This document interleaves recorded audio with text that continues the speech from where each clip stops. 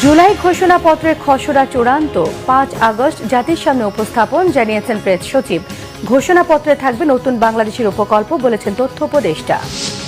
আওয়ামী লীগের বিভিন্ন সংগঠনের গুপ্ত মিটিং আইন শৃঙ্খলায় প্রভাব ফেলবে না, নাশকতাকারীদের ছাড় নয় হুঁশিয়ারি স্বরাষ্ট্র উপদেষ্টার। রায়ের বাজে গণকবরের 114 মরদেহ তোলার সিদ্ধান্ত। যারা নতুন নতুন তত্ত্ব নিয়ে হাজির হচ্ছেন তারা গণতন্ত্রে বিশ্বাসী নন, মন্তব্য আমির খসরুর।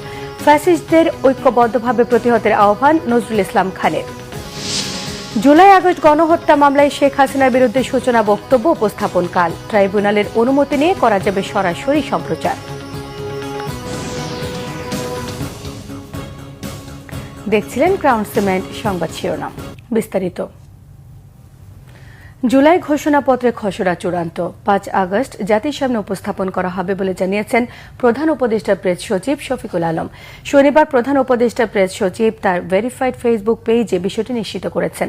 ফেসবুক পোস্টে তিনি আরও জানান, এরই মধ্যে অন্তর্বর্তীকালীন সরকার জুলাই ঘোষণাপত্রের খসড়া চূড়ান্ত করেছে। আগামী মঙ্গলবার 5 আগস্ট বিকেল 5টায় গণ অভ্যুত্থানের সকল পক্ষের উপস্থিতিতে জুলাই ঘোষণাপত্র জাতির সামনে উপস্থাপন করবে অন্তর্বর্তীকালীন সরকার। শিগগিরই জুলাই ঘোষণাপত্র প্রকাশের বিস্তারিত জানানো হবে বলেও তার পোস্টে উল্লেখ করেছেন প্রধান উপদেষ্টার প্রেস সচিব শফিকুল আলম। দেশে আর ফ্যাসিবাদের উত্থান হবে না, ফ্যাসিবাদের বিরুদ্ধে মানুষকে আর আন্দোলন করতে হবে না, আশা তথ্য সম্প্রচার উপদেষ্টা মাহফুজ আলমের। সকালে তথ্য সম্প্রচার মন্ত্রণালয়ে আয়োজিত পুনর্জাগরণ র্যালির সমাপনী বক্তব্যে তিনি এসব কথা বলেন। তথ্য সম্প্রচার উপদেষ্টা বলেন, যে আকাঙ্ক্ষা নিয়ে জুলাই গণ অভ্যুত্থান হয়েছিল তার দালিলিক একটি প্রমাণ থাকা দরকার, আর এজন্য জুলাই ঘোষণাপত্র দেয়া হবে। তিনি আরও বলেন, মানুষের আকাঙ্ক্ষা ছিল বাংলাদেশ পরিবর্তিত হবে, এর উপকল্প জুলাই ঘোষণাপত্রে থাকবে। এই ঘোষণাপত্রে সবগুলো দলের স্বাক্ষরের প্রয়োজন পড়বে কিনা তা সময় বলে দেবে। তিনি আরও জানান, যে যে গুরুত্বপূর্ণ বিষয়গুলো ভবিষ্যতে বাংলাদেশের জন্য জরুরি তা সবই এই ঘোষণাপত্র বা সনদে সন্নিবেশিত থাকবে।